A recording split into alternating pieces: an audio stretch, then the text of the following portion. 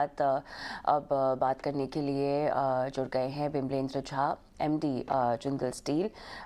स्वागत है आपका बिमलेंद्र जी। और ये बताएं कि जिस तरह से हमने म्यूटेड परफॉर्मेंस देखी है FY22 में, स्टील प्राइसेस की अब कीमतें जो हैं थोड़ी सी बढ़ती हुई दिखाई दे रही हैं। Price hike already factor in हो चुकी है जनवरी 23 के लिहाज से। एक्सपोर्ट्स को लेकर क्या हम और प्राइस हाइक की उम्मीद कर सकते हैं आने वाले महीनों में? देखिए, पिछले 3 क्वार्टर में प्राइसेस पहले गिरे, नवंबर तक पूरे गिरते रहे और काफी नीचे चले गए थे। उसके बाद दिसंबर से प्राइस बढ़ने शुरू हुए और उसका मुख्य कारण जो है वो है जो हमारे रॉ मटेरियल्स हैं, खासतौर पर कोकिंग कोल और आयरन ओर, इनके प्राइसेस बढ़ने शुरू हुए हैं। और हिंदुस्तान जो है वो करीब 90% कोकिंग कोल इंपोर्ट करता है, तो उसका सीधा असर स्टील प्राइसेस के ऊपर पड़ता है। आयरन ओर के प्राइसेस भी एनएमडीसी, ओएमसी वगैरह ने प्राइसेस इंक्रीज किए हैं और उसका भी प्रभाव पड़ रहा है स्टील प्राइसेस के ऊपर। और स्टील इंडस्ट्री जो है उसको पास थ्रू करने की कोशिश करती है। अगर डिमांड स्ट्रांग है तो वो पास थ्रू हो पाता है, वरना फिर दिक्कतें होती हैं। जहां तक डिमांड का सवाल है, वो डिमांड इस क्वार्टर में नॉर्मली काफी अच्छा रहता है, इसलिए उस पास थ्रू के अंदर दिक्कत नहीं होनी चाहिए। आगे चल के क्या होगा वो कोई नहीं जानता। यहाँ पर मुझे कोकिंग कोल प्राइसेस की जो कीमतें थोड़ी देरी से बढ़नी शुरू हुई है उसके असर के बारे में आपसे पूछना है। H1 FY24 में क्या ये कीमतें जो देरी से थोड़ी सी बढ़ी हैं, इन पर मार्जिन्स पर हम इम्पैक्ट देखेंगे? देखिए, मैंने आपको पहले ही बताया कि अगर डिमांड स्ट्रांग रहती है तो जो कोकिंग कोल या आयरन ओर के प्राइसेस बढ़ते हैं उसको हम पास थ्रू कर पाते हैं कस्टमर्स के पास। और अगले जो 2 तिमाही हैं, दोनों में आमतौर पर डिमांड अच्छी रहती है मॉनसून सेट इन होने से पहले। तो मुझे नहीं लगता है कि मार्जिन्स के ऊपर बहुत प्रभाव पड़ेगा। और मुझे लगता है कि इंडिया की जो ग्रोथ स्टोरी है, जो इंफ्रास्ट्रक्चर और कंस्ट्रक्शन में इन्वेस्टमेंट के लिए बजट में भी एलोकेशन आया है, उसके हिसाब से ये ग्रोथ कंटिन्यू रहेगा।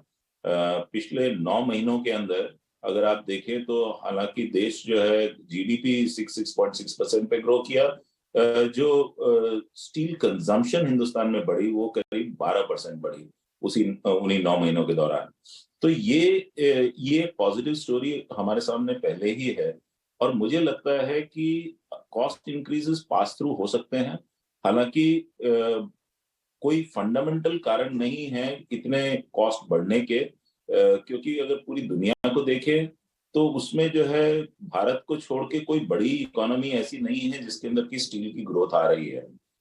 लेकिन लोग थोड़ा सा स्पेक्युलेटिव हो सकते हैं क्योंकि चाइना कोविड रिस्ट्रिक्शंस को हटा रहा है और अब जो है चाइनीज न्यू ईयर के बाद में थोड़ी एक्सपेक्टेशंस हैं कि चाइना का डिमांड जैसे जैसे बढ़ेगा उस हिसाब से उसमें तेजी आ सकती है कोकिंग कोल में खासतौर पर। पिछले कुछ तिमाहियों में अगर मैं एक्सपोर्ट सिनेरियो समझना चाहूँ तो किस तरह से बदला है, क्योंकि एक्सपोर्ट ड्यूटी इम्पोजिशन यहाँ पर लगाई गई थी, बाद में इसको रोल बैक किया गया है, लेकिन एक्सपोर्ट डिमांड एनवायरनमेंट कैसा रहा है? क्या आपको एक्सपोर्ट इंक्वायरीज़ के लिहाज से क्या जितनी की ज़रूरत है या उससे ज़्यादा इंक्वायरीज़ के लिहाज से आपको कोई बदलाव में ट्रेंड दिखाई दे रहा है? वॉल्यूम्स अगर हम आने वाले कुछ क्वार्टर्स में समझना चाहें तो किस तरह से बदलेंगे, बढ़ेंगे, कम होंगे?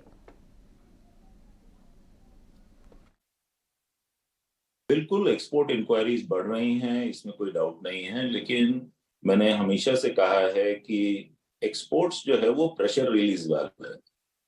अगर कोई पर्टिकुलर टाइप का प्रोडक्ट जो है देश में इन्वेंट्री ज्यादा बिल्डअप हो जाती है और आपके पास में रिस्ट्रिक्शन है बाहर भेजने के लिए, तो उस समय में प्राइसेस अननेसेसरली उसकी गिरनी शुरू हो जाती हैं। और जबकि इंपोर्ट के ऊपर इस तरीके की कोई रिस्ट्रिक्शन नहीं है, खासतौर पर जहां हमारा फ्री ट्रेड एग्रीमेंट है, तो ऐसे में एक ये लेवल प्लेइंग फील्ड नहीं रह जाता है। एक्सपोर्ट ड्यूटी हटने से वो लेवल प्लेइंग फील्ड रिस्टोर हो गया है। लेकिन भारत में डिमांड इतनी अच्छी है कि हमको कोई जरूरत नहीं है एक्सपोर्ट करने की। अनलेस हमारे जो पुराने रिलेशनशिप हैं उनको हम रिस्टोर कर रहे हैं, और कोई भी जो इंक्वायरीज आती हैं वो केस टू केस बेसिस पे, अगर उसमें हमारे पास में सप्लाई एक्सेस है अपने कस्टमर्स को छोड़ के, तो हम लोग उन अपॉर्चुनिटीज को देखते हैं। बाकी कोई ऐसा हमारा बहुत बड़ा थ्रस्ट नहीं है एक्सपोर्ट्स के ऊपर। चलिए बिमलेंद्र जी, बहुत बहुत धन्यवाद, आपने समय निकाला इस खास चर्चा के लिए। आगे